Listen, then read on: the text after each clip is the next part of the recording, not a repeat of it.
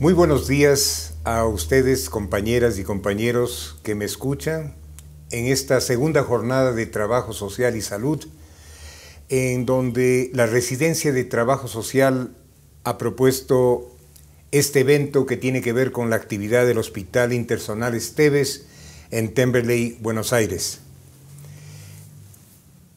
La mesa central de la cual tengo el privilegio de participar trata el tema de la salud colectiva en la actual coyuntura nacional y latinoamericana. Cuestión sumamente importante, con énfasis específico en la cuestión social, en la vida cotidiana y en el gran desafío de conocer la determinación social de la salud. Es importante resaltar cuál es esta coyuntura latinoamericana y por qué es tan importante en nuestro campo. Es decir, la situación latinoamericana contemporánea, que es el gran objeto de preocupación de las universidades, de los institutos y centros de investigación, el gran objeto que nos interpela en buena medida. Y creo que este gran objeto es que la sociedad latinoamericana, las diferentes regiones, son parte de esta gran crisis global. Una crisis que no es una crisis menor, que no es una crisis aislada, que no es una crisis de poco peso, sino que afecta los procesos estructurales, los procesos culturales, los procesos sociopolíticos, de tal manera que podemos decir que se está dando en la región y a nivel global una verdadera demolición de la vida saludable. ¿Por qué decimos que estamos ante una crisis múltiple y profunda de las sociedades latinoamericanas y del desarrollo global del capitalismo? Porque están afectadas las 4 condiciones de la vida que son la base fundamental sin la cual no podemos hablar ni de vida ni de salud. Y está afectada la sustentabilidad porque trabajamos, comemos, descansamos y vivimos en general impregnados y rodeados de amenazas, de venenos, de condiciones de deterioro de la vida, de desperdiciar en definitiva los recursos vitales como el agua, como la biota en general, de tal manera que vivimos una etapa de la humanidad que lamentablemente no es definitivamente sustentable y ya ni siquiera para las generaciones actuales, mucho peor para las del futuro. En segundo lugar, es una sociedad en donde la soberanía ha sido igualmente demolida, porque hemos perdido poco a poco ante el peso apabullante de las grandes corporaciones con su poder económico, que se vuelca hacia el poder político, hacia el poder cultural en general. Hemos perdido el gobierno de nuestra vida personal y colectiva. Hemos perdido el control, además, sobre los bienes vitales de los que depende la organización de la sociedad. En tercer lugar, es una crisis profunda porque es la desaparición prácticamente de aquella característica que fue inmanente del origen de la humanidad, que fue la solidaridad. Lo comunitario, lo común, es decir, el bien común como condición fundamental de la vida, porque hemos caído en una sociedad del individualismo más radical, con un consumismo radicalmente igual, con una negación de los bienes y derechos de la vida en equidad. Cada vez es mayor el abismo que se ha creado entre las condiciones de vida de las grandes mayorías con respecto a las condiciones de vida de las minorías y obviamente el contraste descomunal con lo que es la riqueza y la concentración de capital de unos muy pocos. He leído hace pocos días en varios editoriales en la prensa lo que es el momento actual de la vida en Argentina, el retroceso de las condiciones de vida, la desesperación de las colectividades que se vuelcan a las ciudades de Buenos Aires y a otras ciudades argentinas a demandar un derecho a vivir, los jubilados que por miles están en las calles demandando el derecho a vivir en una sociedad cada vez menos solidaria y más inequitativa. Y finalmente una cuarta crisis, que es la crisis de seguridad. No solamente la seguridad en los términos convencionales, sino la bioseguridad, la seguridad de la vida, en donde, porque crecen y se multiplican procesos y espacios malsanos. Entonces, en esta demolición de las 4S, en esta coyuntura latinoamericana, aparece un mito. ¿Cuál es el mito de algunos gobiernos que se han calificado como progresistas? El mito de que nosotros podemos hacer el extractivismo minero, el extractivismo en el campo del petróleo, el extractivismo agrícola, la agresiva extracción de mercancías de la naturaleza para poder llenar las arcas de estas grandes corporaciones, como que fuera un extractivismo bueno que podría pagar por los gastos sociales. Este es un mito del extractivismo llamado progresista y es un mito de la tecnocracia. En ese contexto, la ciencia y las universidades enfrentan una enorme disyuntiva.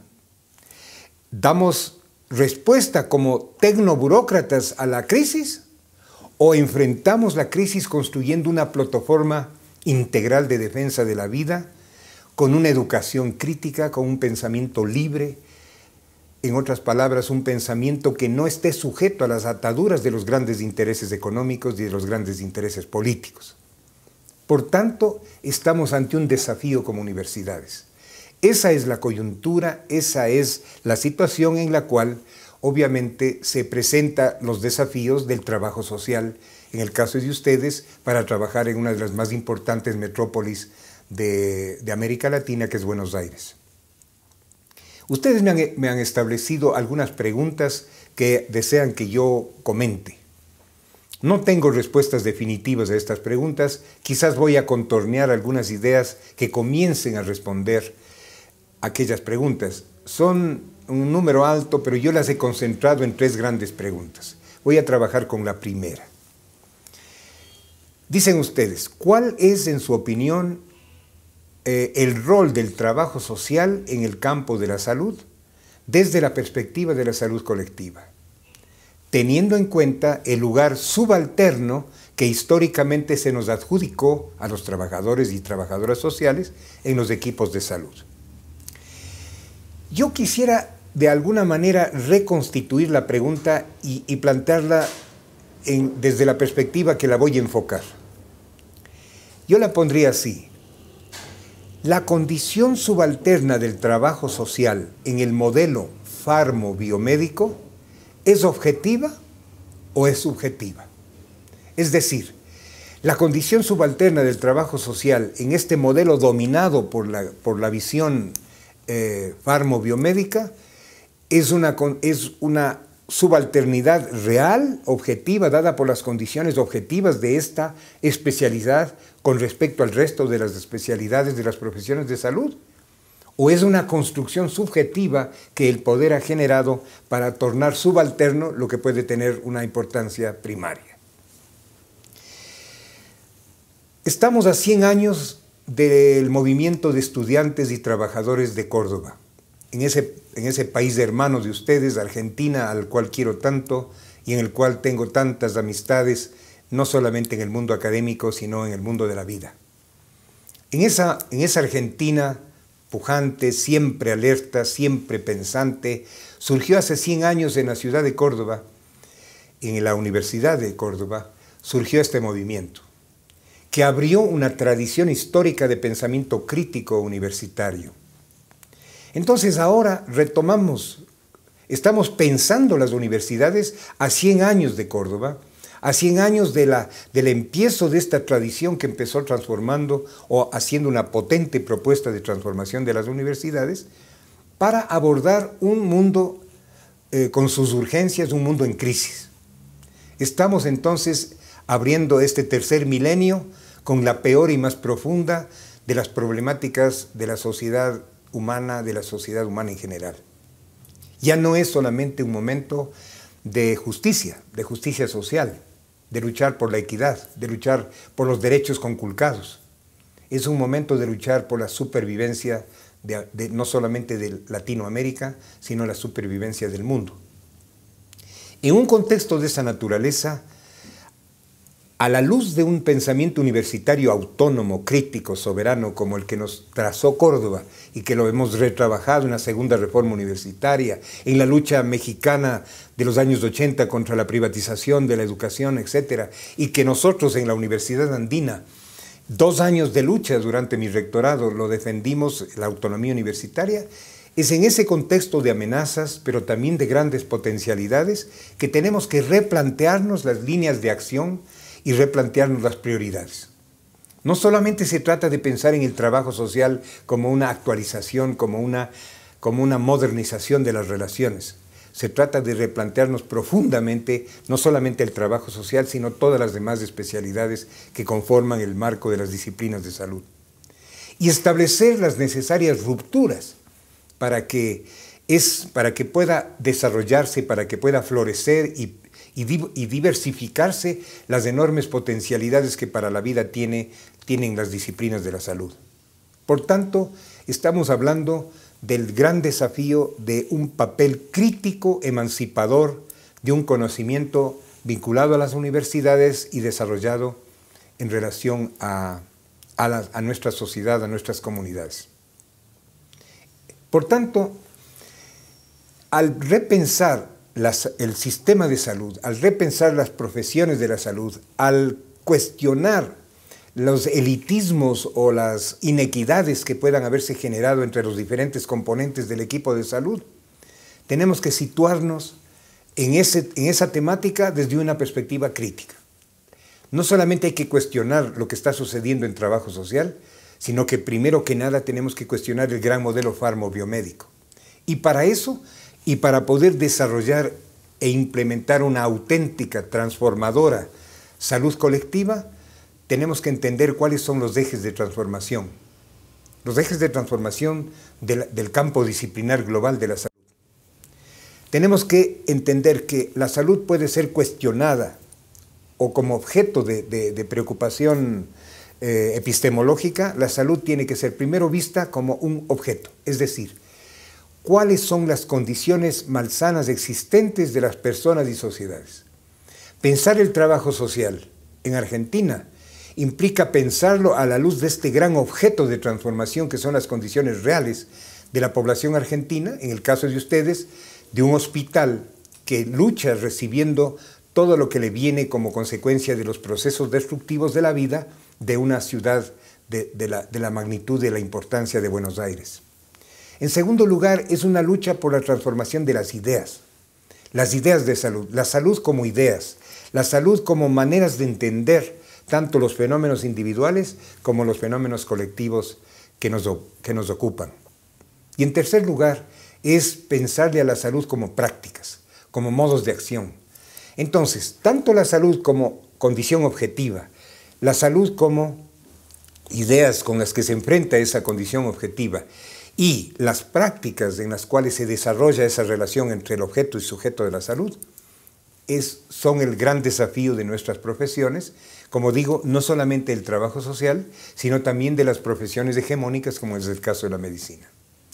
Y para eso, para enfrentar ese desafío, no cabe una visión unilateral, una visión tecnicista, especialista, exclusivamente, sino que tenemos que pensar en la transdisciplinaridad.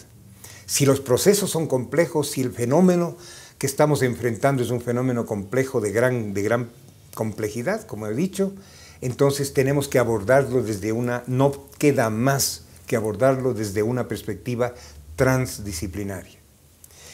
En el manual de Oxford de interdisciplinaridad hay uno de los primeros capítulos en los cuales se plantea con meridiana claridad qué significa la transdisciplinaridad crítica. Y en este importante documento, en este testimonio de una visión de la transdisciplinaridad, se hace una diferencia entre lo que es multidisciplinaridad y lo que es transdisciplinaridad. Lo que es multidisciplinaridad, que sería juntar las piezas del ajedrez académico yuxtaponerlas. Es decir, por ejemplo, juntar la medicina con su propia lógica, el trabajo social con la suya, la enfermería, la odontología, las ciencias de la administración en salud, etcétera, etcétera, etcétera, como que estuvieran yuxtapuestas de una manera externa, apenas con una secuenciación y coordinación externa. Pero en este texto importante se plantea la necesidad de avanzar hacia una transdisciplinaridad, que quiere decir trascender el hecho de que cuando se ponen juntas las diferentes campos disciplinares o subdisciplinares de la salud, no solamente aporten yuxtaponiéndose y sumándose, sino que aporten trascendiendo el uno frente al otro, haciendo que el conocimiento de medicina haga avanzar el del trabajo social, el del trabajo social haga avanzar el de la salud pública, el de la salud pública inversamente, es decir, que haya un proceso de transgresión académica, de avance, de transformación profunda de los conceptos, de transformación profunda de los modos de entender, de auténtico escucharse entre las disciplinas. Ese es el gran reto que tiene el trabajo social, hacerse escuchar en el escenario del campo de la salud, donde tiene sus propios aportes, potentes aportes que hacer.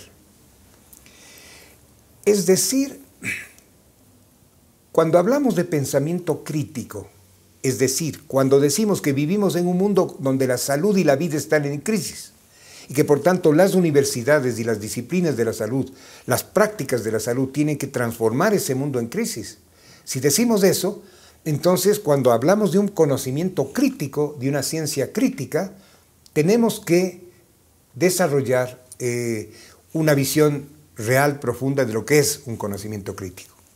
Y yo creo que en eso, lo he propuesto en varios de mis trabajos, es necesario, cuando hablamos de transdisciplinaridad, cuando hablamos de interculturalidad, es decir, que la universidad no se aleje de su pueblo, que la universidad y que el hospital, en el caso de ustedes, no se divorcie de sus comunidades, sino que construya con esas comunidades el conocimiento, la investigación, la acción en salud.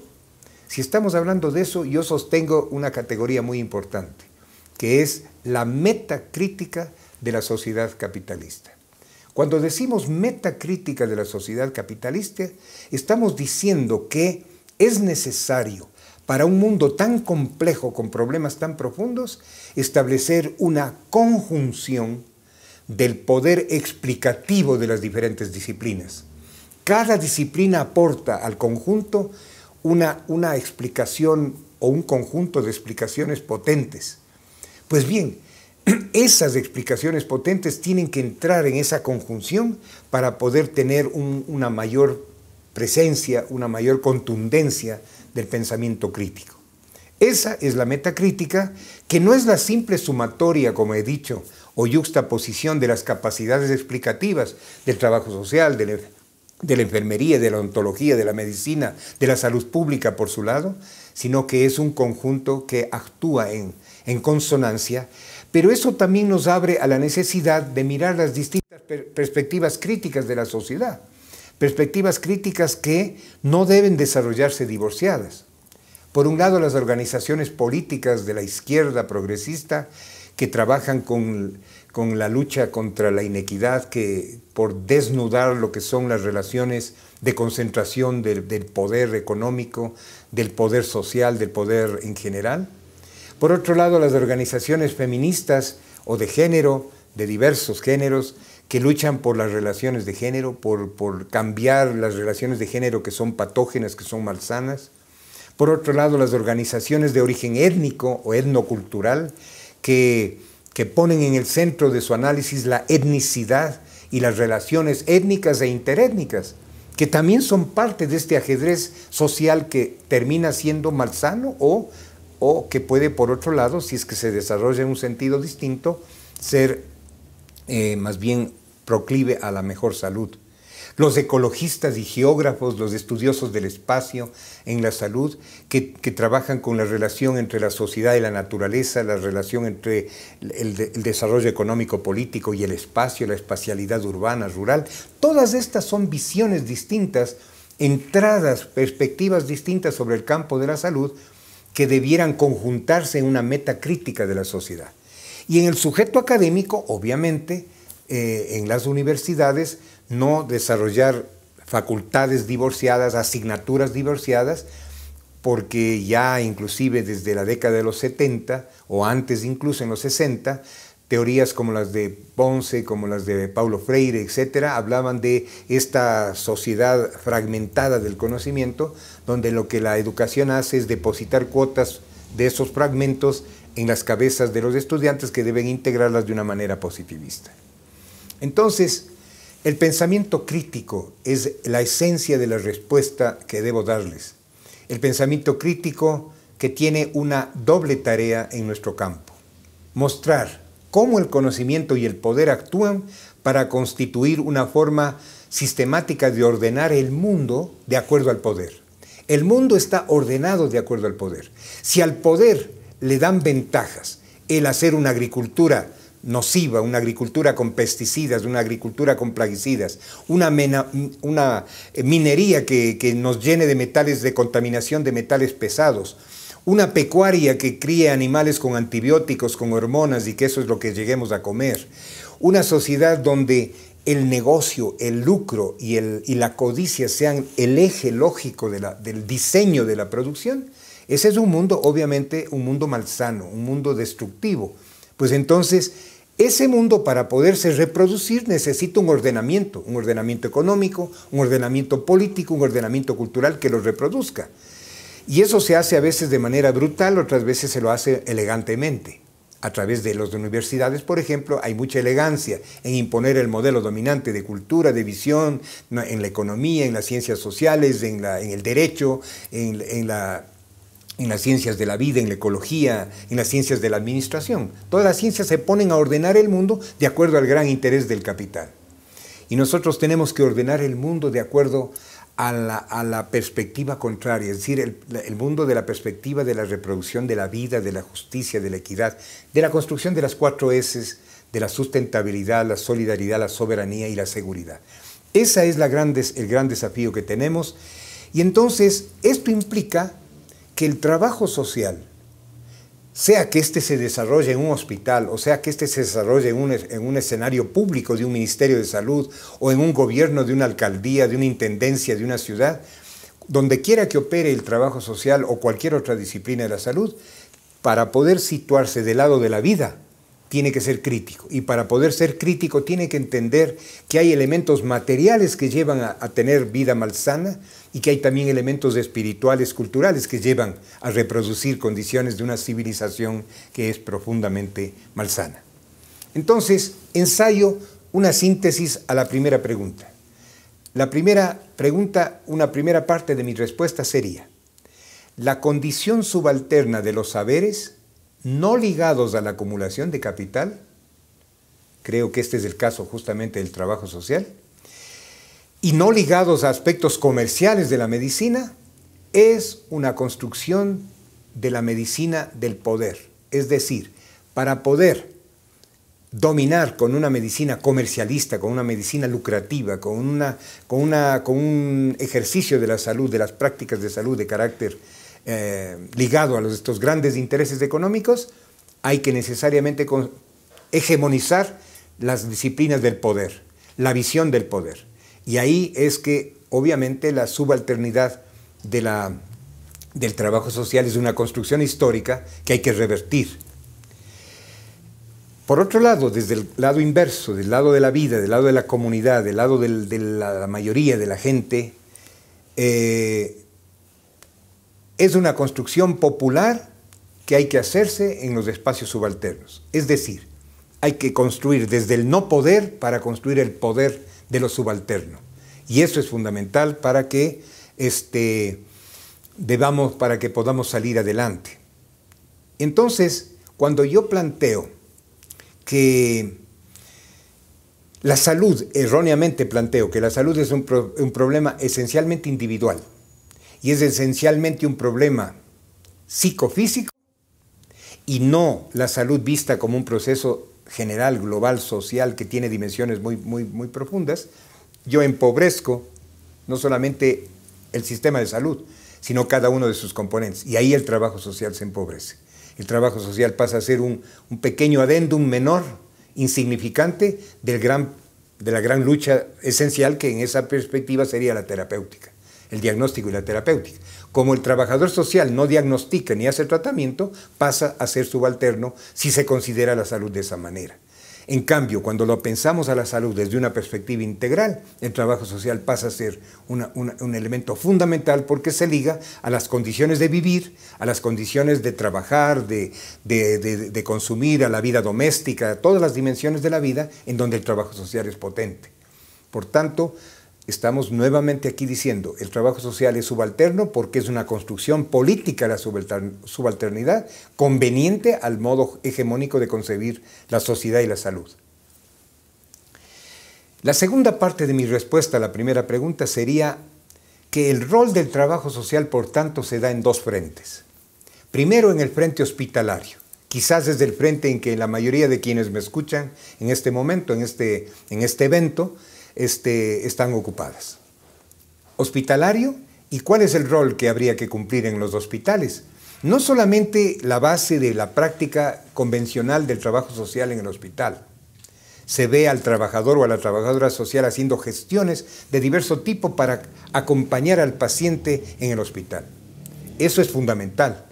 Pero el trabajo social, si se mira como una disciplina más potente, más integral, más amplia, puede pensarse como un espacio donde puede hacerse una investigación importante de carácter participativo sobre la determinación social de los procesos que afectan a esos pacientes que atendemos y a las colectividades de los que ellos provienen.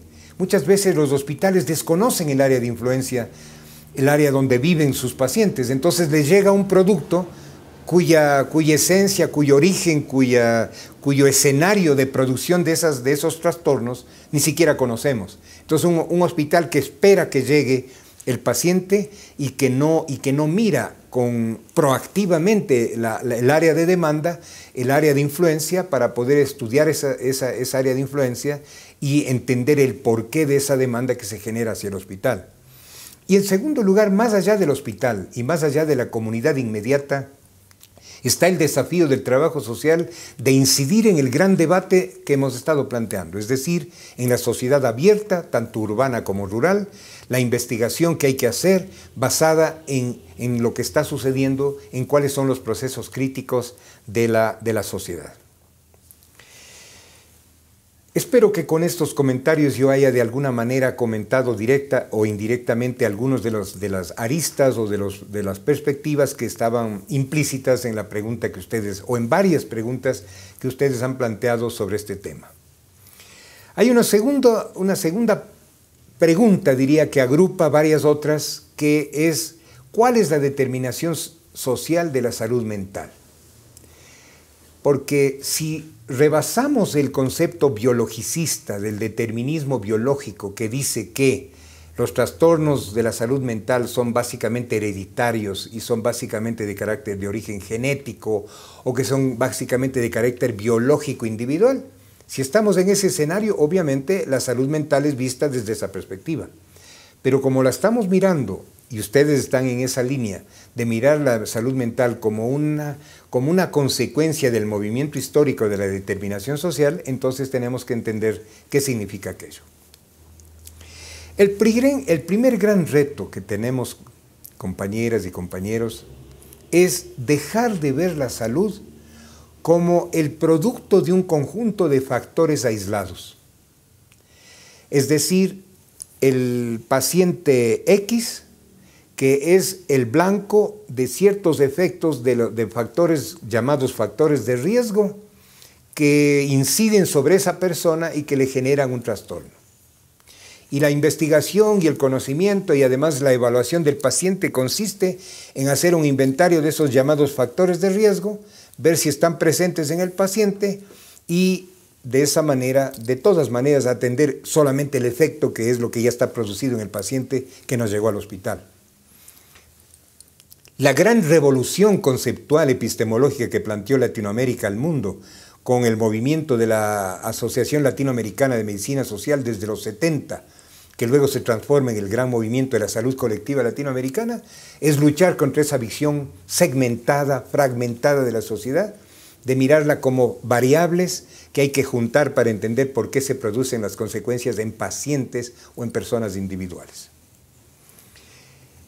Y para poder romper ese esquema, esa visión de que el mundo fuera como una especie de mesa de billar, donde el paciente es una de las bolas y las otras bolas que juegan son las bolas aisladas de los factores de riesgo, para romper esa visión causalista, esa visión positivista de la salud, es que hemos desarrollado una serie de propuestas alternativas de una renovación profunda de esa visión del mundo como una mesa de billar. Y le entendemos al mundo como un movimiento, un conjunto en movimiento, con diversidades, con variaciones, con procesos diversos, pero que es un mundo en movimiento. Pero en ese movimiento hay ciertos procesos que tienen un peso determinante sobre otros. Esos procesos subsumen, el concepto de subsunción es importante porque nos explica por qué hay una subsunción, por ejemplo, de lo biológico a lo social.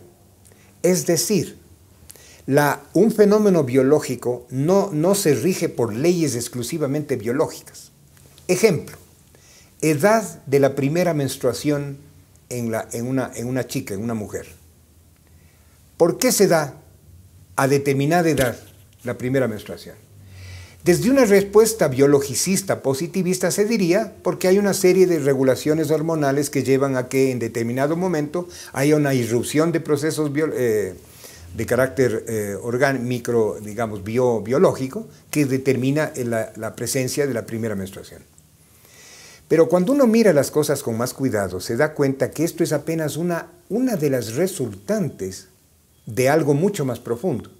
Porque no es lo mismo una mujer, una chica que está viviendo en una condición social de un tipo que de otro. Cuando una mujer vive en una condición de deprivación económica, de severas restricciones sociales económicas, va a tener una menstruación tardía, va a atrasar la menstruación. ¿Por qué? Porque hay un condicionamiento social del movimiento hormonal. Por tanto, el movimiento biológico está subsumido en el movimiento social. Por el estilo podríamos mencionar muchos ejemplos que nos demuestran claramente cómo es la condición del modo de vivir social de las personas lo que finalmente le crea un marco y le impone unas condiciones a nuestro organismo, a nuestro cuerpo, a nuestro movimiento, a nuestras funciones y a nuestra fisiología. O sea, lo biológico y lo social y lo psicológico está subsumido en lo social. Más tarde empataré esto con mi comentario sobre salud mental, sobre lo que ustedes me han inquirido. Pero también hay una subsunción de la vida social en la dimensión del consumo. Es decir, nosotros estamos condicionados a una manera de vivir en varios espacios de la vida. Lo estamos condicionados en el modo de trabajar, en el modo de la vida doméstica, en el modo de relacionarnos en el mundo del mercado, del comercio.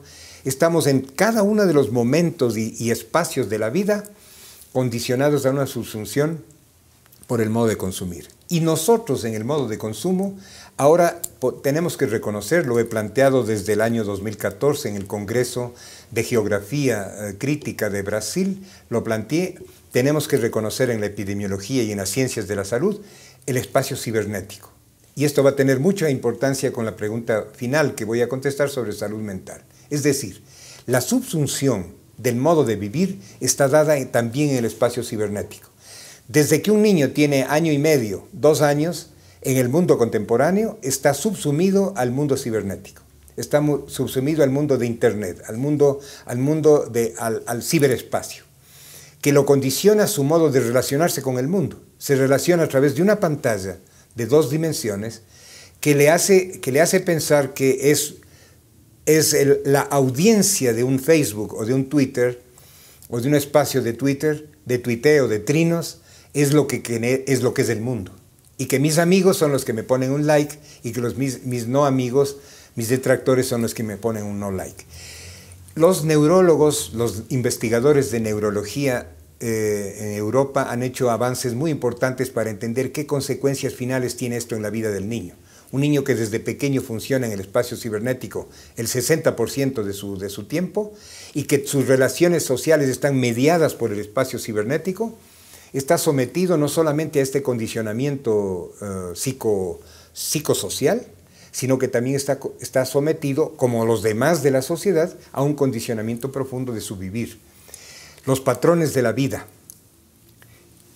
Acaba de descubrirse que la inversión que se hizo para poder revertir el voto en los Estados Unidos es la más grande demostración de cómo se puede cambiar la opinión de las personas y de los colectivos desde el ciberespacio, desde los recursos de la comunicación, de los hipermedios digitales. Es decir, estamos en un mundo donde hay una profunda subsunción y entonces en ese mundo condicionado por las relaciones de poder se establece una lucha entre aquello que nos beneficia, que nos protege, versus aquello que nos hace daño y nos enferma. Esa es una lucha dialéctica que se da en la sociedad, que la epidemiología y las disciplinas de la salud tienen que entenderla. La gran lucha entre los procesos protectores de la vida, los procesos soportes y valores que disfrutamos y que en nuestro modo de vivir están en conflicto, entran en tensión y entran en una contradicción dinámica con los procesos que nos hacen daño, que son malsanos, que nos destruyen y que son contravalores. Eso se da tanto a nivel de la sociedad general, como a nivel de la sociedad de los grupos, como a nivel de los individuos y las familias. Entonces, es en ese escenario, en esa lucha, donde finalmente se va a dirimir cuáles van a ser las condiciones de salud finales, que se expresarán en individuos, que se expresarán en una salud mental finalmente individual. Por eso nuestra propuesta de sistema de salud, nuestra propuesta de lo que es prevención o de lo que es promoción de la salud, rompe con esta visión de la salud como un fenómeno individual y la entiende a la salud como un fenómeno colectivo, y entonces ya no es la salud un problema médico. Tenemos que desmedicalizar el análisis y entender que si bien los hospitales y los médicos y los profesionales de la salud asistencial son importantes, pero ellos atienden el pico del iceberg, atienden el producto final de un gran proceso que hay que atender y que hace parte de la salud, porque si no seguimos atendiendo el producto final, esos cánceres que llegan a producirse, en lugar de parar la locura, parar la contaminación masiva de cancerígenos que llevan más tarde a esas consecuencias. Por eso, en nuestro modelo, nosotros hablamos de que la salud es un proceso complejo, socialmente determinado, y es complejo y es multidimensional. Es decir, la salud, una parte de la salud es la parte de la salud en general de la sociedad, otra parte es la salud particular de sus grupos, y otra parte es finalmente la salud de los individuos. En esas tres dimensiones que están subsumidas, la menos compleja frente a las otras, es que se da la determinación social de la salud. Y este movimiento social de la parte general, donde en lo general tenemos que entender la gran reproducción global de una región. Por ejemplo, si nos situamos en la zona sojera de Argentina, no podemos entender la salud si no entendemos la soya, si no entendemos el extractivismo soyero, porque este es el que condiciona la lógica global de toda la región, las inversiones que se hacen, lo que no se invierte, lo que se promueve o lo que se frena, las grandes relaciones de poder económico, las grandes relaciones de poder cultural, etc. Es decir, este nivel general va a definir la lógica global del movimiento de reproducción social, donde vamos a estudiar la salud. Y esta reproducción tiene que ver con la naturaleza, porque la sociedad no opera en un vacío. La sociedad humana opera en un contexto de naturaleza. Esto se llama el metabolismo sociedad-naturaleza, cuyas características van a ser o buenas o malas para la salud, destructivas o protectoras.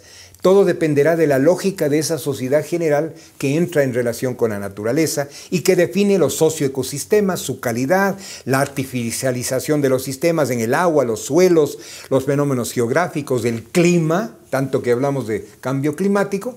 Y a veces el cambio climático se lo discute como que fuera un fenómeno debido al sol o a la geofísica del celestial, y no como un problema que está ligado a este metabolismo de la sociedad que se mueve en la naturaleza.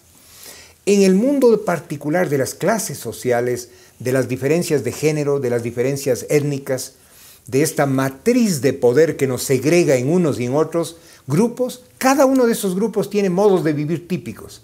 Esos modos de vivir típicos también expresan la lucha entre lo que nos protege y lo que nos destruye. Los modos de vivir van a reflejar esos modos de vida, la manera en que nos exponemos o no nos exponemos a procesos destructivos, a contaminantes, a cancerígenos, al estrés, etc. O la vulnerabilidad que tenemos mayor o menor frente al estrés, a los contaminantes, a los grandes problemas de diverso orden. El modo de vivir es una categoría fundamental a nivel particular. Y finalmente, a nivel individual, cada uno de nosotros, de nuestras familias, tiene un estilo de vida. El estilo de vida que no hay que confundirle con el modo de vivir. El modo de vivir es de nuestro grupo amplio, de nuestra clase social.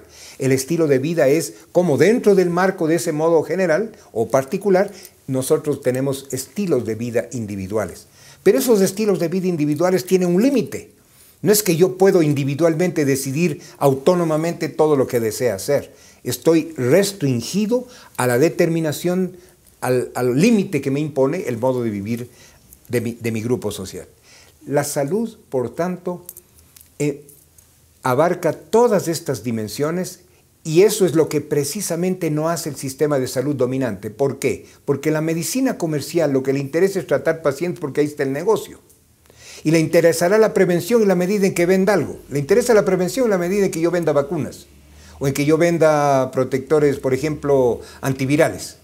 Pero no le va a interesar la salud en una transformación global, porque es la visión del comercio, es la visión de la economía dominante de la salud, no es la visión emancipadora de la salud de los demás. Bueno, quisiera ilustrar con algo que me conecta a la tercera pregunta de la salud mental. Yo diseñé una prueba para poder estudiar el estrés que se llama Epistrés o cuestionario de estresores mío.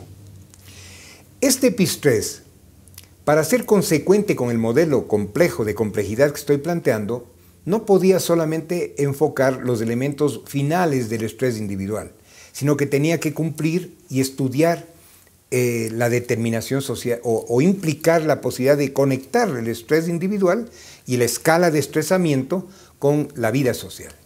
Por eso el Epistrés, que está siendo utilizado ya en varios países y que a nosotros nos ha dado un gran resultado en las investigaciones en el campo de la agroindustria, en el campo de la minería, en el campo del manejo de desechos, en el campo de la planificación urbana, etc.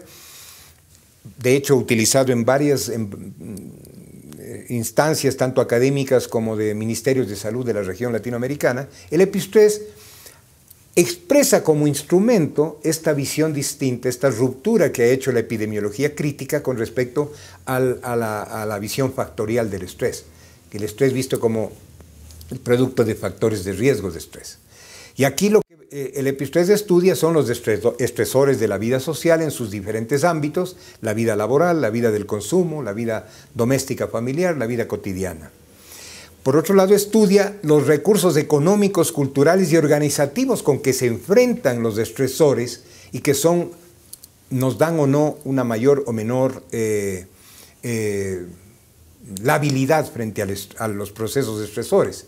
Y finalmente estudia la configuración de la personalidad también de la persona que está sufriendo estrés y con la cual se enfrenta al mismo, es decir, su vulnerabilidad personal. Así como las defensas y reservas fisiológicas que esa persona tiene para poder enfrentar el estrés. Entonces ahí se está cumpliendo en un instrumento, que es un instrumento aplicable, se aplica en 5 minutos y usted le puede dar una escala de estresamiento, justamente esta nueva visión de la epidemiología crítica multidimensional.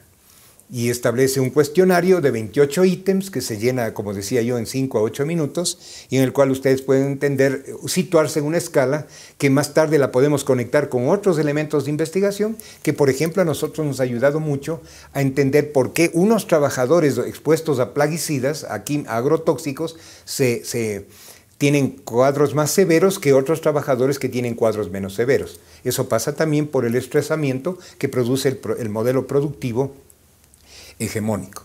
El cuestionario, yo no me voy a quedar en esos detalles, simplemente le cito como un ejemplo que a la par que me permite entender que todo esto que estamos diciendo no es simplemente un elemento teórico o retórico, sino que todo esto es operacionalizable y es posible llevarlo a la práctica. Las 4S de la vida igual, hemos operacionalizado eso para poder estudiar las 4S de la vida y entender en un escenario determinado si hay una crisis de la vida en general y no solamente en sus efectos finales. Pues bien, si es así, entonces si yo coloco esta problemática como un reto académico en una universidad concreta o en un hospital que planifica sus servicios, yo tengo que entender que yo no me puedo acercar a esto con la psicología, solamente armado de psicología, de fisiología y de ciencias sociales básicas, sino que tengo que entender el fenómeno que afronto y si tengo un conocimiento claro de cuál es el tipo de paciente que el trabajador social enfrenta, tengo que conocer los procesos globales que afectan a ese conjunto de pacientes de ese tipo y entonces armar una currícula que tenga que dé cuenta de las herramientas académicas que tengo que tener para poder entender el proceso en su complejidad. Y así dejaremos de ser superficiales y de trabajar el trabajo social solamente en la perspectiva del pico del iceberg que tanto metafóricamente he repetido. Y entonces tengo que tener, si voy a entender la espacialidad en la que trabaja el hospital, tengo que tener una teoría crítica del espacio, es decir, una geografía crítica del área de influencia.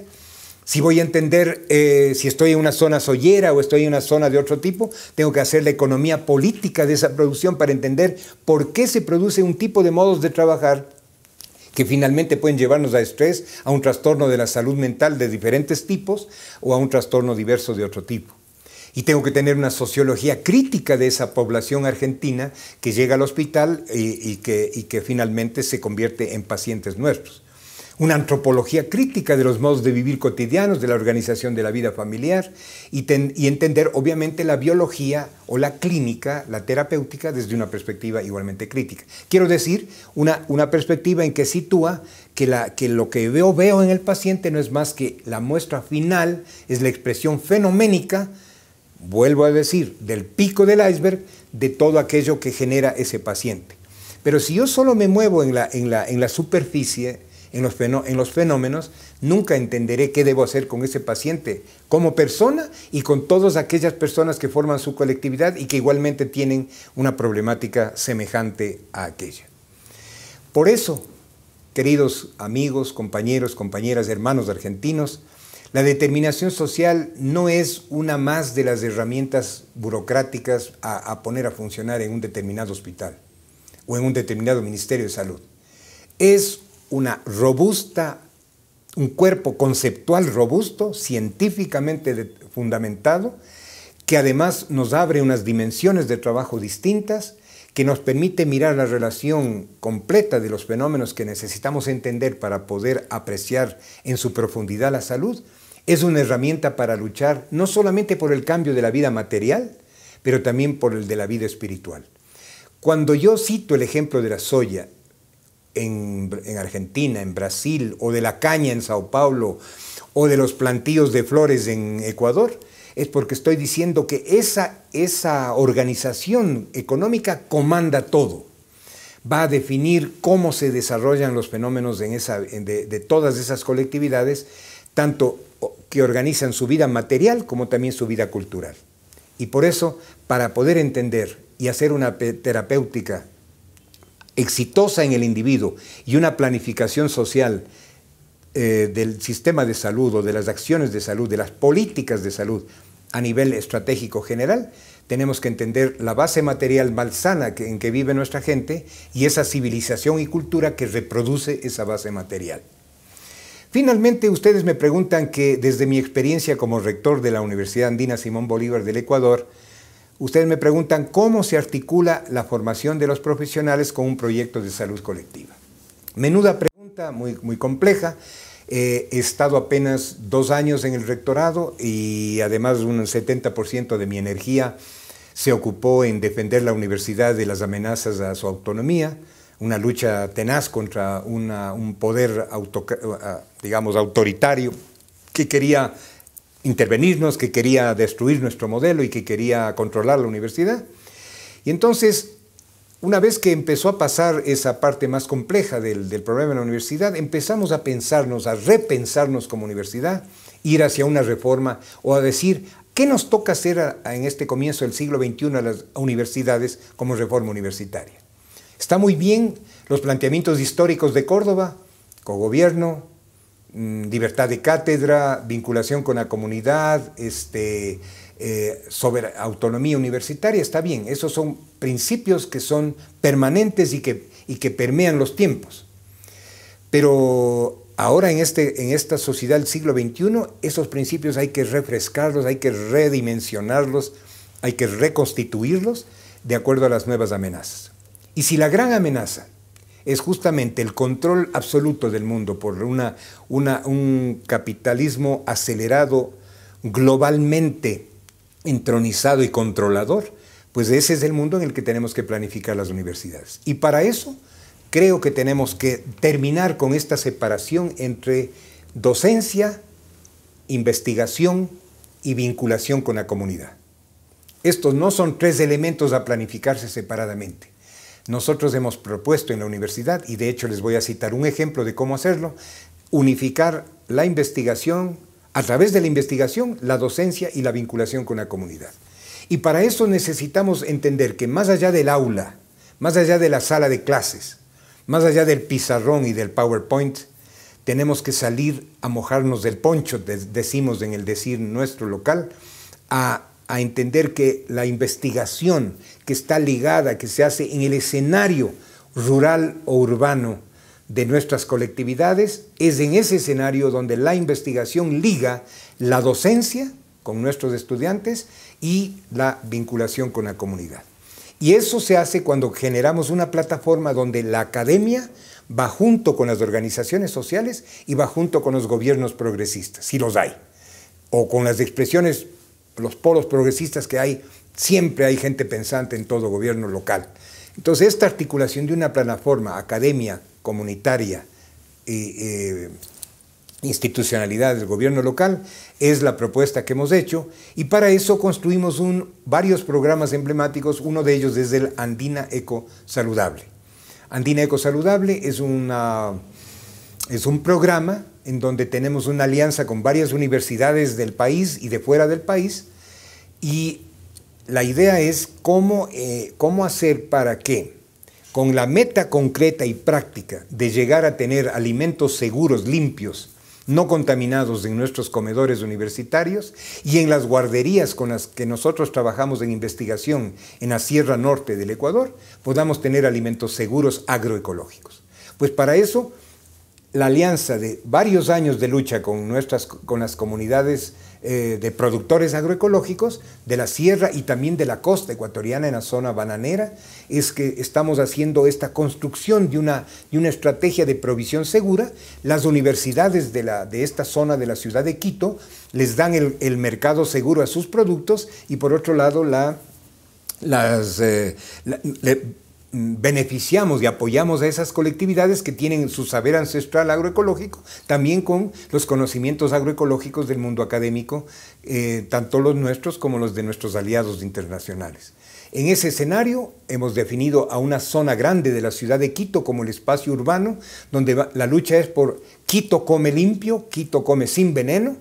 Y en esos escenarios, las alianzas con las organizaciones barriales de la Floresta van generando esta plataforma que va articulando las cosas, en donde, aprovechando que tenemos en la universidad varios escenarios agrícolas que permiten hacer una producción agroecológica, en ellas estamos haciendo una planificación de un modelo experimental, de investigación experimental, de cómo se transforma una parcela pequeña o una agroindustria en un espacio de salud, en lugar de que sea un espacio de contaminación, de consumo exagerado del agua, de uso de químicos y de uso de procesos que destruyen los ecosistemas y destruyen la cultura local.